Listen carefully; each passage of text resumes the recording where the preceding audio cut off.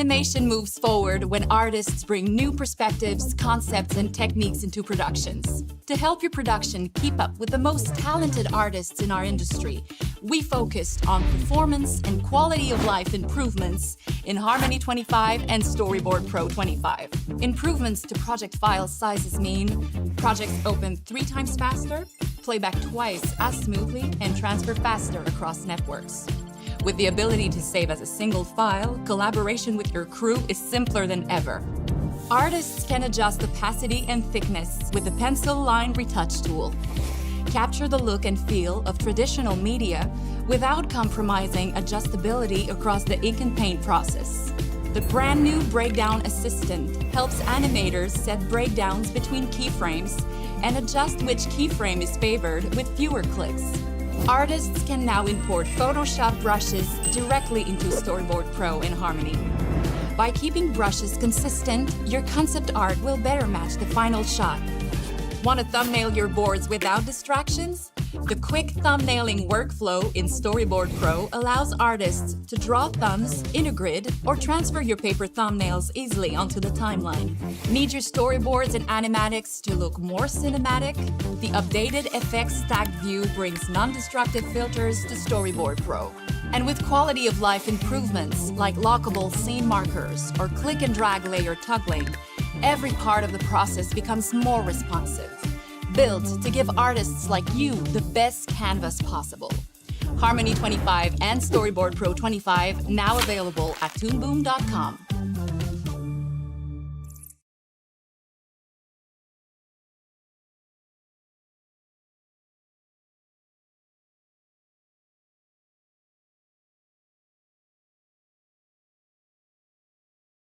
Artists and animators. Sweaty Eyeballs is an animation festival hosted in Baltimore, Maryland, which showcases unique, experimental, and diverse voices in animation with a focus on the craft that goes into independent animation. The festival's founder and director of programming, Phil Davis, started the festival in 2012. We invited Phil and the crew at Sweaty Eyeballs to discuss their festival's history, the role it plays in Baltimore's animation scene, and their advice for artists interested in finding community in animation. So Phil, Adam, Corrie, and Lynn, welcome to the stream. Thanks. Thank you. Thanks. Welcome. Thanks. Let's start this off with some introductions. Phil, can you tell us about your path to your current role at Sweaty Eyeballs? Sure. Back in 2007, I was working at the Creative Alliance, which is a nonprofit arts organization here in Baltimore. They do all sorts of stuff. They have a gallery, they do film screenings, they do performances. I'd worked there for about a year and then moved on and was doing other stuff. And they reached back out to me in 2012 and asked if I wanted to do a film screening, specifically animation. And I said, yeah, definitely. They knew that that's what I was interested in, and that's what kind of work I make is animated.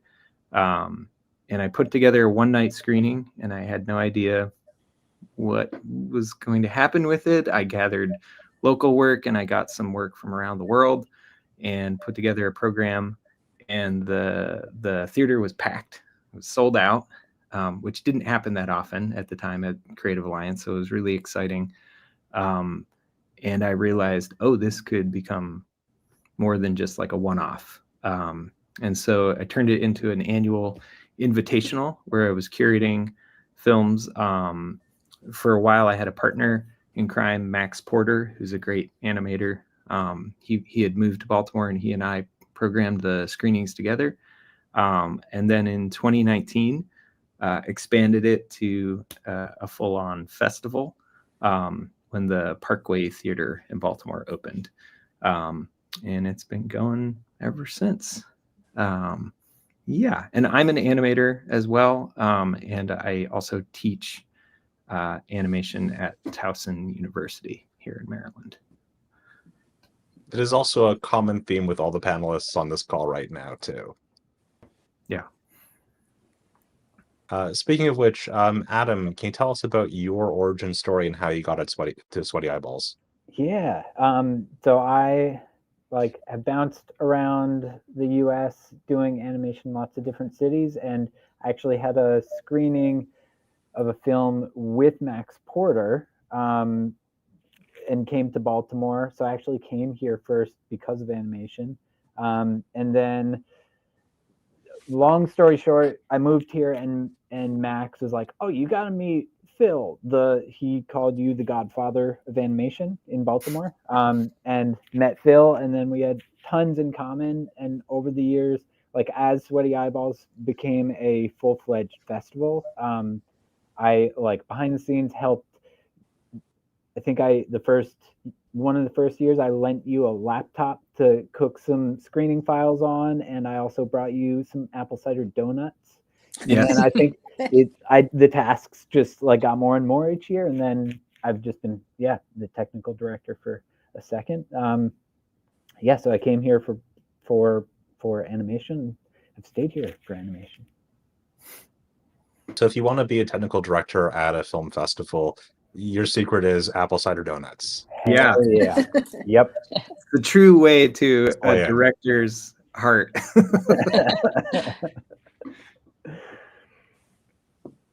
Corrie, how did you find your way onto the Sweaty Eyeballs jury? Yeah, so I also am an animator, and I teach at University of Maryland, Baltimore County. So I moved here in 2014, and I had a film that was kind of hitting festival circuits at that time. And one of my friends that I knew in Baltimore was Max Porter, and Max was like, "Oh, we've started this little invitational with my colleague Phil Davis over at Towson, and we would love to show your film." And so right when I got here, I discovered this amazing screening of awesome animation from around the world, and I was able to be a part of it and show my film. And it's a way of kind of like getting to know Baltimore, and getting to know that this was like an awesome place with a lot of animators that I had like no idea that there were so many people who are excited about animation here. So since then, I've always, if I don't have a film that I want to show in the festival, I'm like, "Phil, how can I help you? Like, let me do something to make sure that this keeps going." 'Cause it's so much work to plan and to curate and to keep a festival running and to manage all of the little details. And so, one of the ways that I help out is by being on the selection jury, or I have curated an exhibition that's associated with the festival, or just otherwise, trying to bring students and stuff just to make sure that it's like a thing that keeps going, because it's so good for the vibrancy of Baltimore to have this gem. Not every city gets to have an animation festival. I tell that to my students all the time. You are so lucky you have Sweaty Eyeballs here. And Lynn, what was your path to the jury role at Sweaty Eyeballs? So I moved to Baltimore in 2012, and soon met Phil Davis. And Phil was curating that first screening at the Creative Alliance and asked if I had anything to show. And I looked around because I was unpacking my house, and I found a 16mm print of a film, Cauldron, that I had made years before. So it wasn't something new, but I said, "Phil, do you want to show this 1990s film on 16mm?" And he said yes. So showed that, and then actually I'm now colleagues with Phil. We both teach at Towson University, and I've helped out, and for a while Sweaty Eyeballs was doing like special event screenings, and I'd always go to those. There was an amazing one that Phil organized with local musicians playing new music to Lottie Reiniger's The Adventures of Prince Ahmed. It was just one of the best movie going experiences I've ever had. And now with the regular festival, I actually teach a class in the fall called Contemporary Animated Shorts, and I've set it up specifically so that my class falls when Phil's festival, when Sweaty Eyeballs is happening, so that my students, have to go as one of their events. And now I've written in that their paper assignment is to write a review of either the gallery exhibit, because there's always the past 4 years there's been a gallery exhibit, or one of the screenings, the Baltimore Showcase or the international screening. So they have to write a festival review. So, and sometimes Phil pops in and tells my class about what it's like to run a festival. Yeah, it's great. Lynn, what do you feel makes Sweaty Eyeballs distinct from other animation festivals? I think that it's really friendly. I mean, all animation festivals are friendly, but I mean, first of all, it's here, and that, like Corrie said, it's so important to have one where you are, and to have a community of animation that's like the kind of animation that I like. You know, it's like interesting, weird, strange stuff that you don't see every day of the week. It's edgy and international, and you know, sometimes funny, sometimes dark. There's all kinds of different things. I think Phil has really good taste in animation, and you know, also because we're jurors, we also get to like have a little bit of finger in the pie and get to see the kinds of things we like, and it's just really like, I think the idea of talking about the community that it's built is really important, because living in a place where people know and understand that animation is something more than what some people, you know, not everybody understands all the range of kinds of materials and, you know, stories that can be told through animation. It's just nice to be part of that community here. Phil, as the director of programming, what do you feel makes your event different from other animation festivals? Yeah. Yeah, I mean, I guess a big part of it is like that dual like support of the local community here in Baltimore, which there is like a pretty thriving animation community here, and then bringing in work, especially international work that you know, people in this region haven't seen.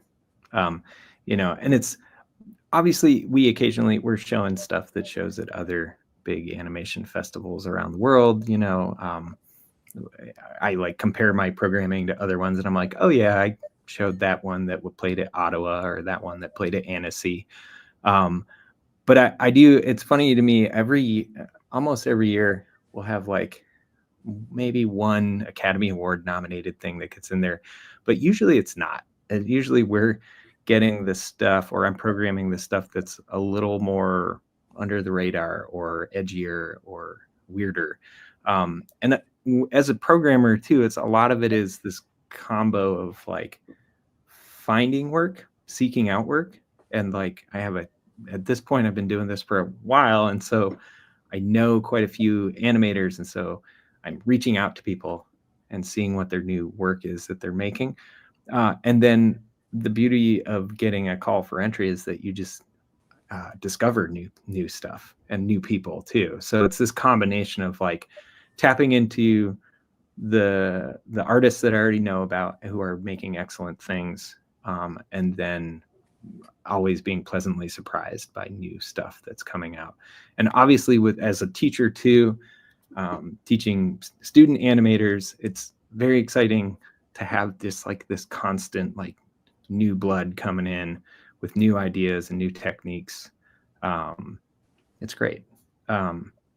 Yeah, I mean, and I think it's like this idea of like groundbreaking or cutting edge or edgy, those terms come into play for this festival, like not always showing work that is like commercially viable.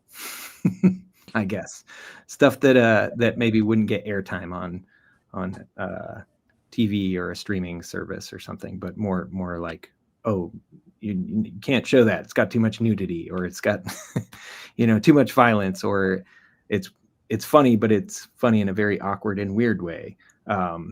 So yeah, personally, that's the stuff I'm gravitating to. I like things that are sort of questioning what this medium can do. There's a bit of an opinion behind the curation. Yeah, for sure. I guess. I mean, it's tricky. But I mean, it's also shared, right, Phil? Like, I mean, that's why you have a jury, right? So it's not just Phil, you know. Yeah, it's like I want other people's opinions on things for sure, and like know how you feel about it. I really like this. Maybe you like it. Oh, you don't like it. Okay. So it's a bouncing back of ideas with other people too. I also like when you curating or programming, I try to approach it like a mixtape, right? That's dating myself. I'm old. Nobody now makes mixtapes anymore, but I used to make mixtapes a lot. And the whole thing with it was like, you're not going to make a mixtape with all like the same tempo song on it, right? Or all super exciting songs or all sad songs or whatever. It's a variety. You're trying to like take people on a journey over the course of time that it takes to listen to a mixtape. But in this case, it's animation. So it's like some stuff you want to be longer form and kind of slow burn. Some stuff you want to be quick and punchy and funny. And some stuff, it's okay if it's sad. So having this sort of like variety of emotion that you can go through while watching a program, since we're mostly shorts, I think is really important too. So Yeah, like you can't sometimes have a roller coaster that just goes down. yeah, exactly. And like sometimes I have to check myself and be like, look through the things we're picking through and be like, man, we have way too much sad stuff. I need some more funny things. Or, so a lot of it, I mean, getting into film festivals is hard. And it's like, you're at the whim of people making those decisions, but it's like sometimes you just get lucky. It's like, oh, I made a short, snappy, funny movie, and this festival needed one little like 2-minute hilarious animation sandwiched between two 10-minute kind of dark and somber animations. So yeah, kind of answers your question. Yeah, Adam, as someone who's had a film in competitions worldwide, how does Sweaty Eyeball compare to other animation festivals? Yeah, I think something Phil just said about supporting non-commercially viable films. I think there's something magical about Baltimore, and there's like a ton of creative energy in Baltimore, but not like a huge industry. Partially, like that's a whole nother topic, but I think it means that the stuff that's happening it has a very specific flavor, and to then have so many creatives and then have a place for all of them to like animators, especially like at Micah, we joke that animators are like cockroaches. Like you turn on the lights and they all just like scatter and scurry around, and it feels like everyone comes out to go to these events. And so it's just like I think a lot of animation festivals are like this, but because it's so many creatives going to see the films, we're all like coming out of our studios, and we need socializing. I think it's important. And Phil, there's a concurrent gallery show usually that happens with it, so a lot of different ways for people to socialize and meet each other, and it keeps the network is always, people are always moving here or leaving, and it kind of just keeps that nest like tumbling or something. Yeah. Did I answer that? I think you did. Corrie, from your point of view, what makes Sweaty Eyeballs distinct? I think being in Baltimore is like really influences the feeling of the festival. Like it's both an international festival and also a local festival. Like it has that sort of it has that cozy feeling, and there's bigger animation I think every animation festival really has its own vibe and its own sense, but this is a festival where you can really meet people and talk to them, and you have time to go out to dinner and like time to hang out at the after party and then see them over the course of a weekend. And I think that's something that I think, people don't necessarily think, oh, I should go to a festival in Baltimore, but like if your film gets in, you should come and meet us. Like we're awesome and we want to meet you. And I think when people come to Baltimore for this festival, it's really awesome to talk to them because they become part of our community here, and we do have a really vibrant arts community that loves fringe, that loves outsider art, and loves just doing things that's very DIY. And I think that's sort of the roots of this festival too, is just like somebody had a good idea and they made it happen, because this is a place where you can make things happen when you have, a wild idea. And so I think that's, you know, like how Phil was describing, it sort of just kind of like comes up out of the enthusiasm of the community. Yeah, Corrie, from your point of view, what's the most interesting or challenging part of judging films? I think there's, I think there's a lot of,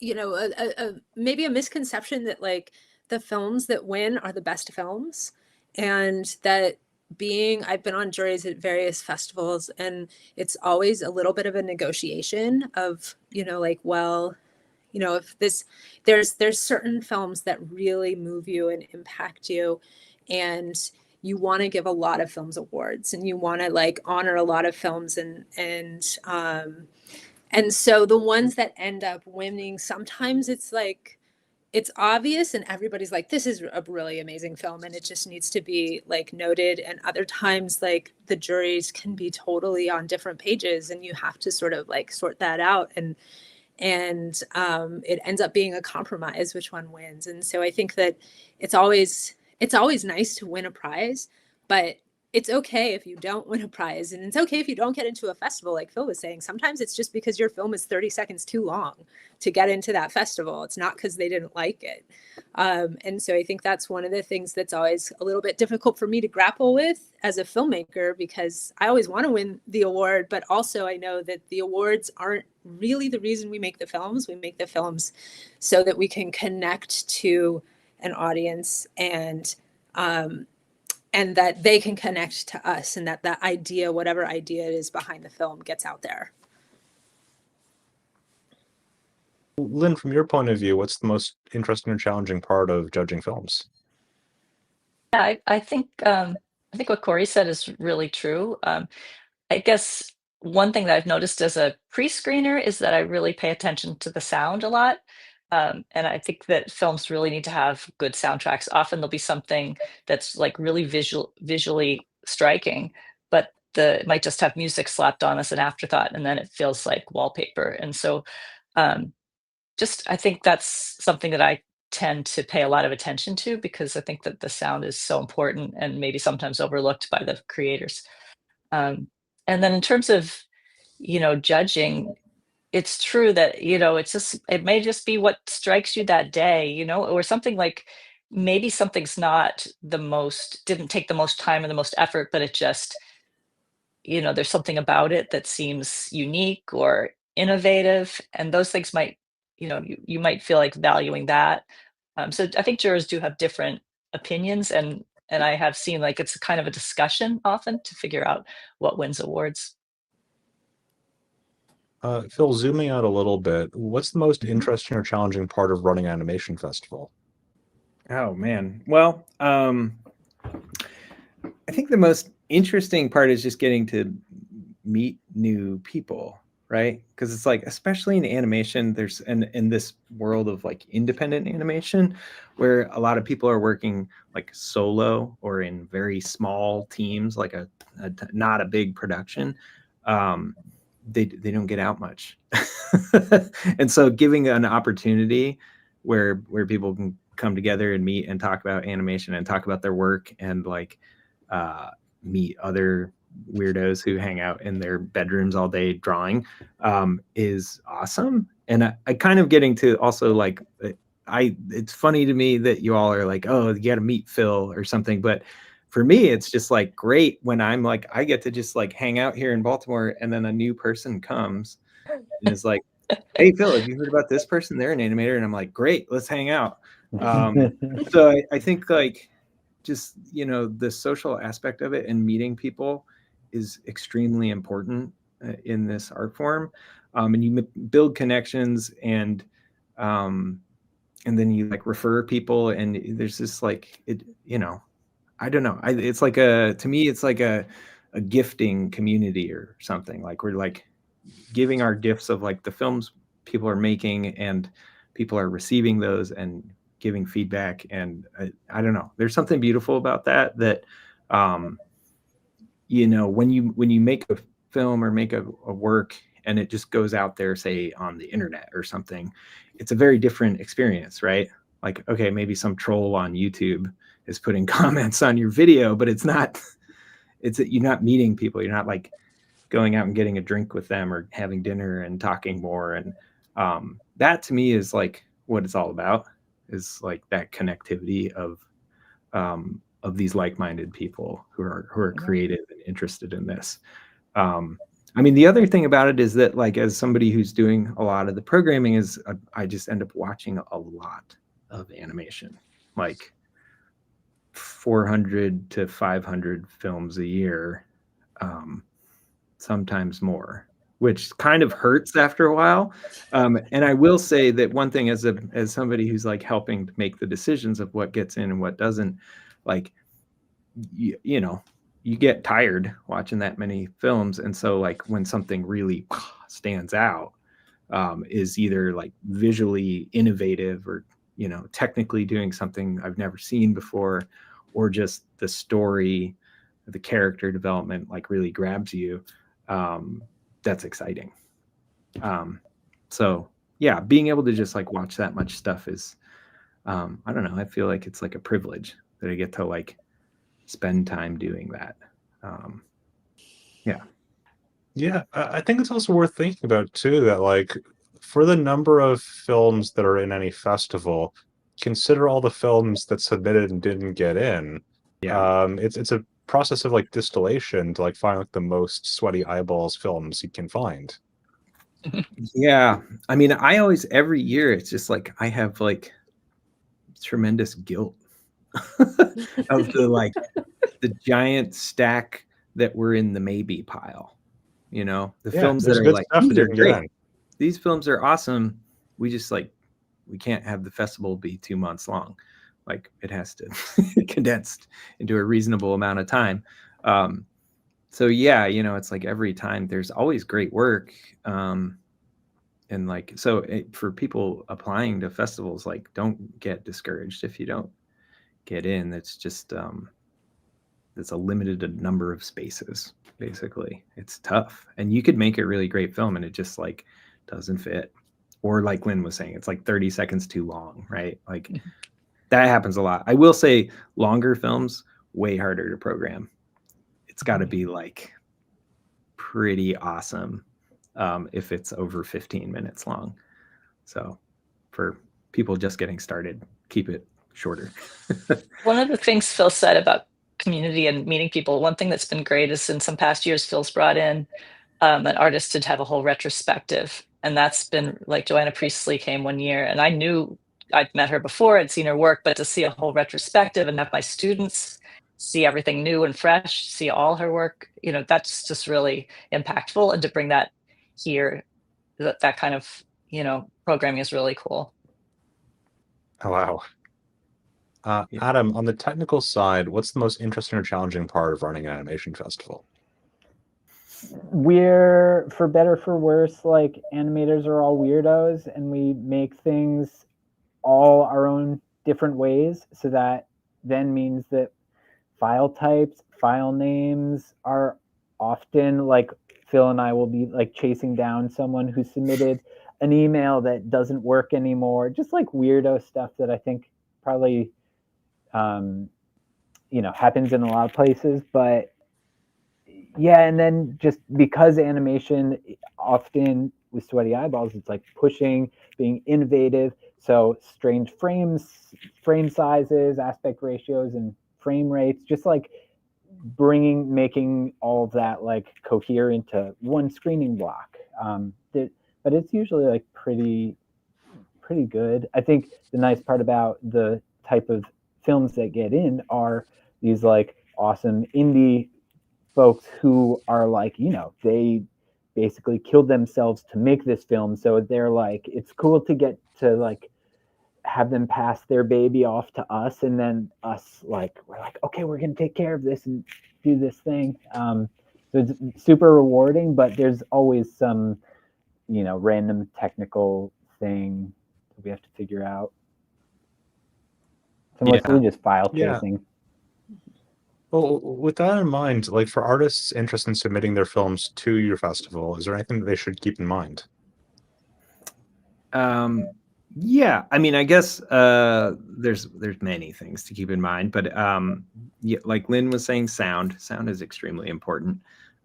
Making sure your sound is working well, that the levels are good. You know, I've seen plenty of films where it's like the film is really interesting, but maybe it has dialogue and it's just you can't hear it, you can't make it out. But also, yeah, like just thinking about timing and duration, and is the piece you're making warrant like the length of the film? Like so many times I've seen stuff that's like a 10-minute animation that really probably should have been a 5-minute animation. And that's tricky because it comes down to some taste too as well in terms of pacing, but you have to be considerate of your audience when you're submitting, you know. But I would say too, just from like, if you get in, when you get into festivals, just being really good about communication. There's nothing that'll burn a bridge faster than if you're like, you've been accepted and people are reaching out to you, like Adam is like trying to get your print and trying to get your press kit, and you're ghosting or you're half responding, or, you know, that kind of stuff. Like, to me, I'm like, oh, I don't want to work with this person again. They are terrible at their file management or getting us stuff on a deadline. So yeah, I mean, a big part of it is just being like really good about communicating. But I also like, I will say there's nothing wrong with reaching out to people who are like in charge of things. I will say maybe at other festivals, this isn't the case, but at Sweaty Eyeballs, like my email's out there in the open and people send me emails all the time and I read their emails and write them back. So like, if you know, you could submit a film, but then you could also send an email and be like, hey, I just submitted my film. Like, I hope you like it. Here's my backstory, blah, blah, blah. I'm going to remember your name a lot more, you know, than if you never reached out or tried to communicate. So, I mean, in the early days of doing this too, I was doing a lot of that myself. I was cold calling animators. I would just like write a friendly email and be like, I love your work. I saw it at this other festival, or I've seen your previous film. Would you like to show your new film here at our festival? And I think a big part of it is just like being good at composing emails to people to get them to respond to you. Adam, is there anything that you should add that artists interested in submitting films to Sweaty Eyeball should consider? If you are local to Baltimore or can come to the festival, come check it out. I think like meeting people, meeting Phil, it's a great way to just like get on people's radar and go to film festivals, go see stuff. Like, yeah, the idea of taste, like dial your taste in so that you know when, oh, like this scene is way too long. Like, it's a weird thing. I like time-based work is you're kind of like claiming people's life force by like saying, watch my thing for this 2 minutes. You need to earn that. Like, it's actually a little disrespectful when something's like way too long. Maybe I'm being glib, but like, go see stuff. Just take a lot of stuff in. Yeah. That's my pointer. My life force is really low, but like dry. Phil has given a lot of his life force to watching animation. Well, Corey, with that in mind, like as a juror, what are some things that you think that people entering into Sweaty Eyeball should consider, especially if it's like your life force at stake here? Yeah, it's just, yeah, I think that's a great analogy, Adam. I'm going to start using that. Just keep in mind the life force. I mean, like Lynn said, sound is one of the things that gets me too sometimes, is just sort of, you know, if there's not, if the balance of levels isn't right, or if it's sort of just kind of put on at the end as a placeholder as opposed to like really thoughtfully done to augment. I mean, any sound designer will argue that the sound is like 90% of the experience, which of course the animators will, I mean, it's probably around 50-50 really, like it's so important. And then, you know, I think that there's, one of the things that just sometimes gets me is just not really thinking like an animator as far as like frame rate and stuff, and being so caught up in the story you want to tell that you don't actually animate the actual film. And so working on craft in a way, and there can certainly be just like, you know, really funny, really kind of you know, old school low frame rate animations that work great. But I think I see a lot of work, especially student work, that is that is just concerned with getting to the end, as opposed to really concentrating on the process and learning how to use the fundamentals of animation to make the characters come alive. So it's more like watching still images and unfolding a story, as opposed to watching a character or a story really come alive and capture the audience. And so I think that's something to really consider when you're thinking about how to put together your production, is like, how full animation are you going to do, or what shortcuts can you reasonably take to get the production done without compromising the experience of the viewer. Yeah. Lynn, is there anything that you'd recommend for artists that are submitting their films to Sweaty Eyeballs? Yeah, actually, Corrie taught me this lesson, which both Corrie often uses sand and other unusual under the camera techniques, and I use clay on glass. And Corrie said to me, like when I was making one of my films, it's really good if you could have like a making of process somewhere, or talk about your method, because your method is part of what's appealing about your project.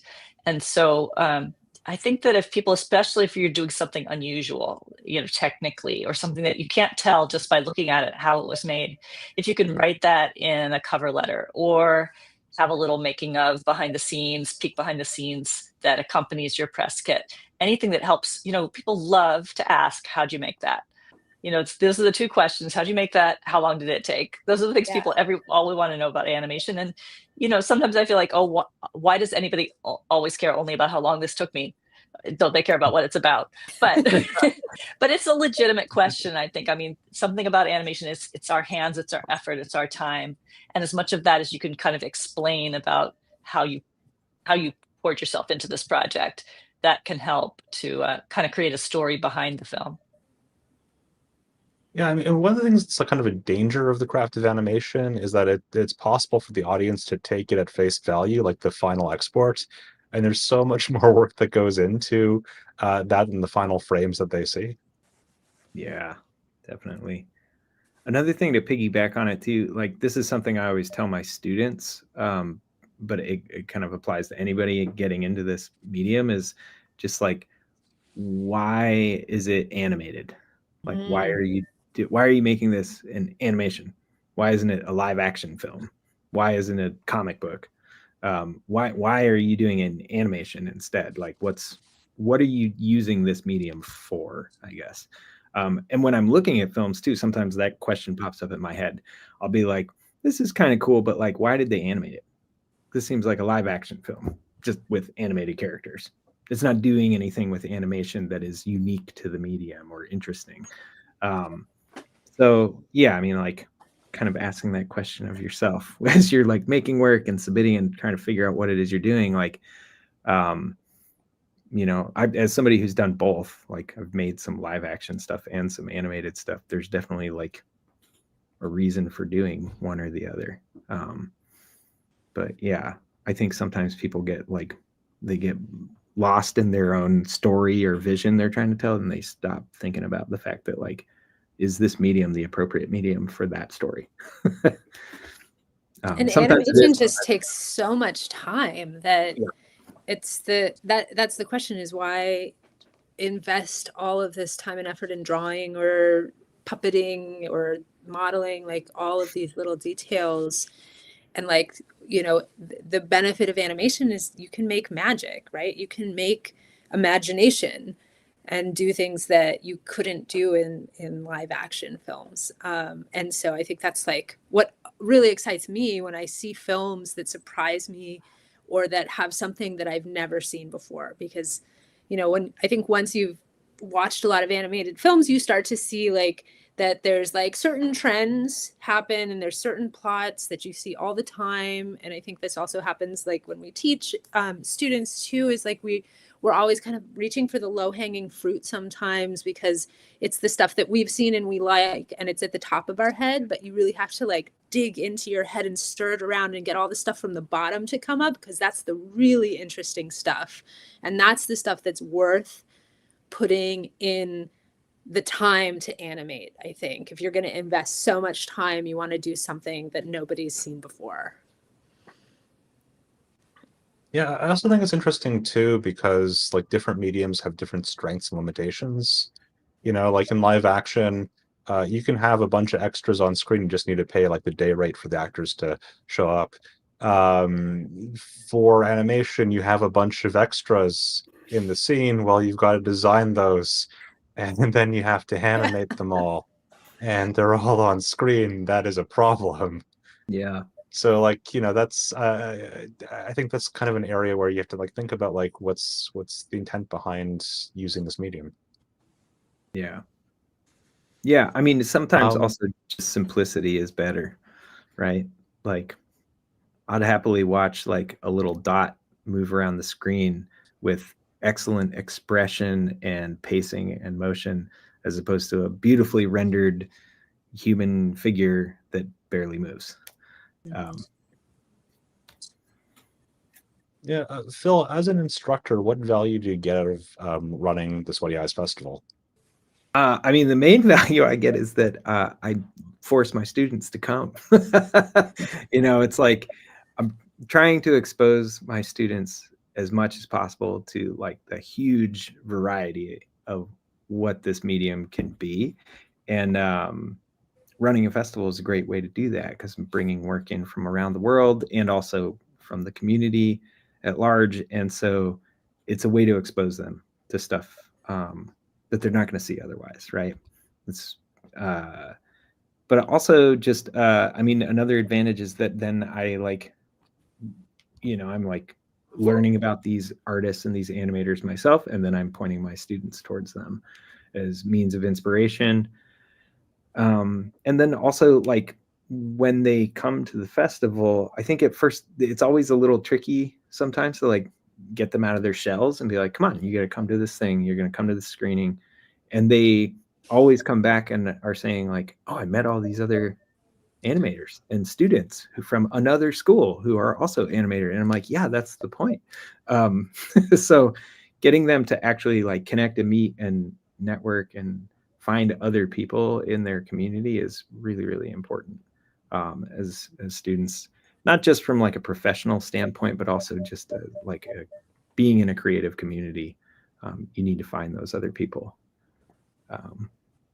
Yeah, I always love at the Baltimore block every year, the like Q&A after is like 20 people on the stage, and just watching people like hand the microphone back and forth. Yeah. Amazing. And then Phil makes us do a group hug, which is so wonderful. you gotta hug it out. Yeah. Yeah, I want to throw the question to you, Adam. What value do you get of participating in Sweaty Eyeballs? Get to watch so much. Sorry, I swear I'm not gonna. So much spectacular animation. Just, I think like being a hidden in my studio in the dark, like being out and meeting people, seeing new techniques that people have spent like so much time, like, you know, animating sand or clay or other mediums that I don't work in, that my voice isn't like, that's not what comes out of me, to like feel their passion. It just I then go back into my studio and my like batteries are charged for a long time. It's just it's always super inspiring. One part of that we didn't mention that's like a fun little nugget is basically every year Phil does there's a exquisite corpse intro at the beginning of the festival, and it's like 3 seconds of animation from like a dozen or bunch of different animators, local and elsewhere, and it just had, I feel like that's a good taste of what the festival is. It's just like lots of techniques, but all kind of everyone coming out of like the shrubs and woods to like, you know, watch each other's stuff and just like cheer each other on. So I get a lot out of it. Yeah. Corrie, what do you get out of participating in Sweaty Eyeballs? I love watching short films. So that's like my first thing is I just love being able to go and see films in a theater and see them on the big screen. And I think that's one of the reasons that, you know, even though we have streaming and everything now, like festivals still exist because number one, they're where you can meet real live people and talk to them and nerd out. Particularly animators love just like, again, asking each other, how'd you do that? What do you mean? Like, so did you do that on 2s or on 3s? Like those little silly animator questions that nobody else understands. We love that. And so I love watching films and thinking about the process. And I also love bringing my students, like, because it opens up their minds to what animation can be beyond what they've just seen kind of growing up in their own spheres, right? And there's a lot of, I mean, they watch a lot of, you know, students watch a ton of weird, awesome animation on the internet. And but going to a festival is something a little bit special because it is in a theater and there is, especially when the theater is packed and you feel the energy of it. And so there's something about that in-person quality that I think really excites people about the craft. So that's like a huge gift that I was given as a student because one of my professors took me to the Ottawa Film Festival and it just blew my mind. And I'm so excited that I can bring our students to Sweaty Eyeballs here in Baltimore without having to go 10 hours on a bus to Ottawa. So it's just, it gives them a little idea of what it is like to be a professional animator. And Lynn, as an instructor, what value do you get out of participating in Sweaty Eyeballs? So I think, like the others said, it's really great that my students can go, and I have this specific class designed just so that I have a group of students who I feel like I can force to go there. So that's great, not force. I mean, once they get there, they love it. It's true that they are often sort of like you have to kind of say this is going to be worth it, and then they're like, oh, I didn't even know what this was because students don't really know about short films. They don't really know that this format even exists, short animations, and then seeing them in a theater, you know, just gives it such presence. And I think the gallery part of it is also really great because it's showing how animation can break out of the rectangular screening room frame. I mean, we love being in the screening room, we love the big theater, but it's also cool to see that animation can be presented in other ways, can be in a fine arts space, that people are doing innovative things, and then to also see the physical materials behind it, it just gives another real level. I think the fact that this is a film festival designed and run by an animator who's invited other animators to help, it just, like that idea that Phil decided that the trailer, the little, you know, the festival, whatever it's called, that would be collectively made, I think gives a sense of the collaborative community, you know, welcoming spirit of Sweaty Eyeballs. The last question I have is where can our audience go to learn more about Sweaty Eyeballs and about your work? So let's start with Phil. Sure. Well, so Sweaty Eyeballs, it's just sweatyeyeballs.com. That's the website that gives you all the information. On Instagram, I think we're Sweaty Eyeballs Animation. And those are sort of your two main places to go to find out more info about it. Yeah, and that has the website has just been updated with information about this year's festival, which is on September 12th. So coming up pretty soon. Yeah. And Phil, do you want to plug any of your animated projects? Oh, me personally? Well, so my website is just phildavisvideo.com. Yeah, you know, one of the things I will say about running an animation festival is it makes it hard to make any of your own work.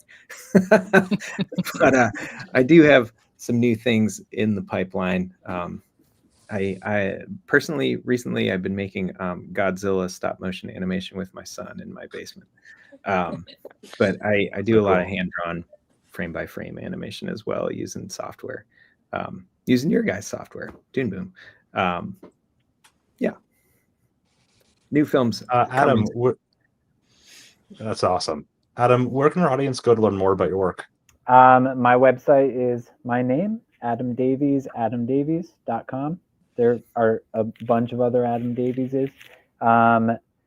Yeah, and lately I've been making like strange kinetic sculptures, which haven't hit my website yet, but soon will be there. Kind of trying to think about animation outside of the rectangle, like what happens when you take the time out of animation, what's left.